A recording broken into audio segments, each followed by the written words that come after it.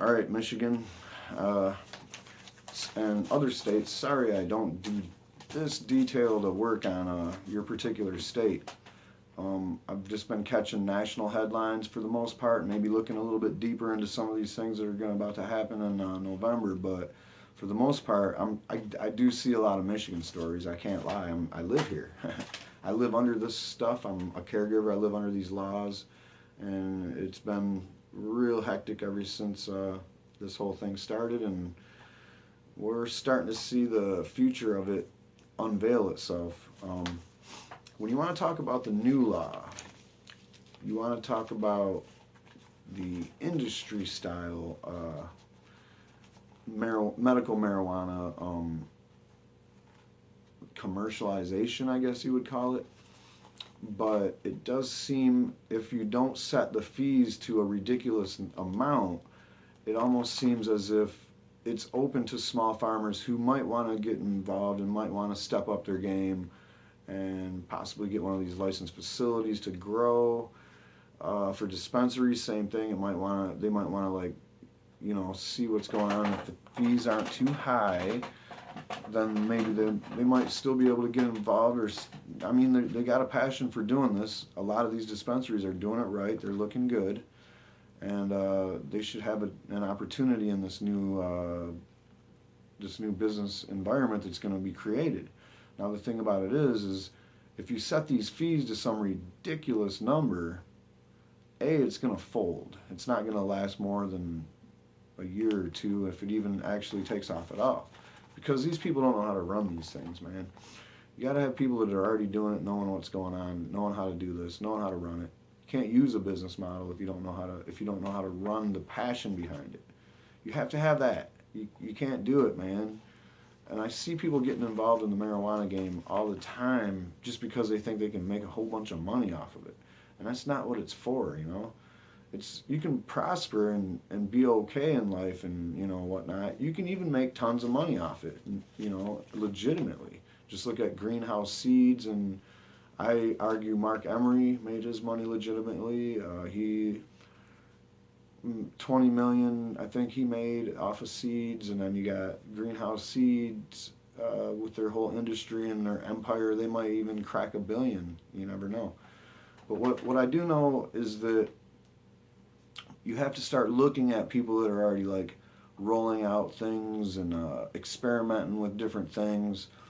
And when it comes to the new laws in Michigan, when it comes to these dispensaries, you're not going to be able to get one for a while. When it comes to these growing facilities, I don't think you're going to be able to get one of those for a while. In fact, I think it was a 450 day after Snyder signed it that you get to start doing the applications.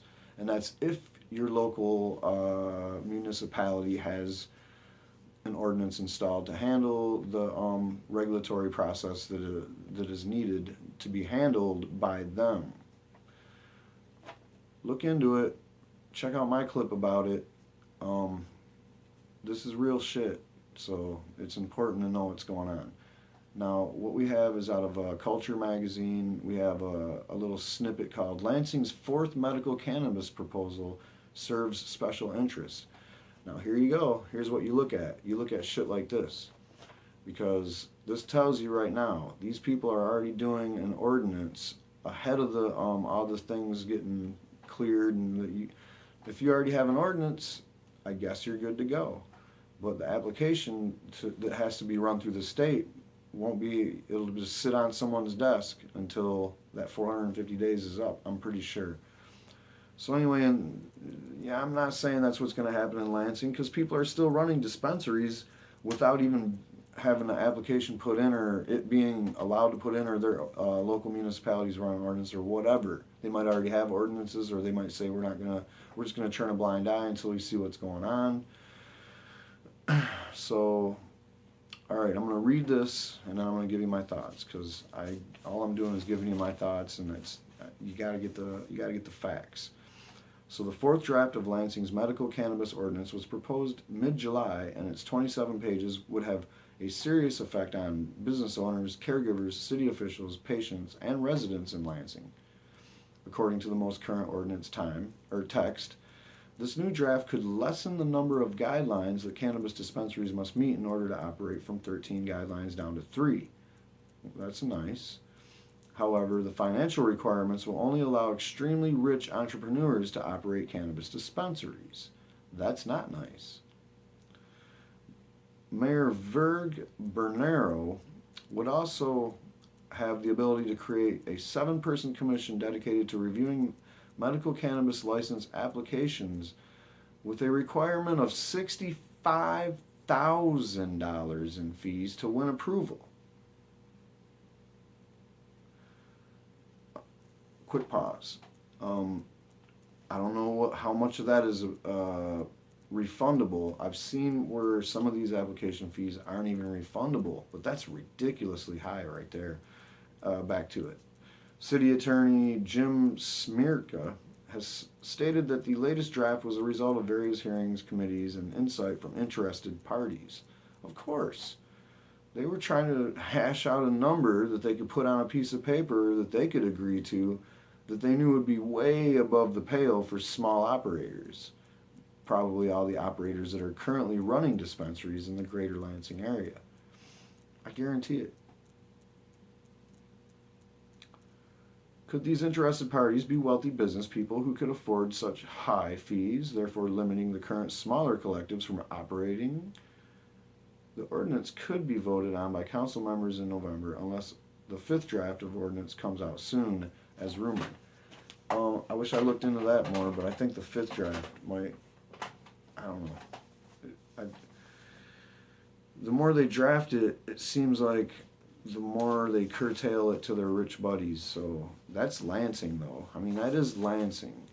You got to figure that every city and town is going to have their own choice as to whether to let facilities operate and what facilities they're going to let operate. Obviously, every town needs at least one dispensary, and they're not going to, everybody's not going to copy Lansing. Let's just say that Lansing's got high real estate. Lansing's pretty high. Gas prices are high. But for Michigan, Lansing's not exactly cheap. So I would hold my breath while paying that fee. I believe, I don't know what their deal is with this. They just want to have their ordinance down on the table.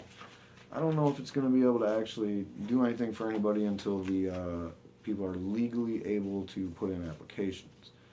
We'll see how that develops. I think I might do another story about that in the near future because I'm kind of curious about that. But the main idea behind the $65,000 fee is obviously to make sure that you and me can't pop open with a dispensary, or the guy that's already, the guy, the girl, the many people that are already operating dispensaries in the greater Lansing area are all looking at, I'd be afraid right now because, whoa, they're trying to scare us out of the game just with this big fee. Not only that, but they're also going to probably scare you even further out of the game by doing a round of raids and shutdowns.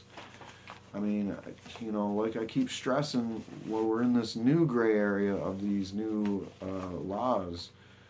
What you need to do is talk to the people in your local municipality, talk to the police, talk to the city council, the town hall, whatever you got.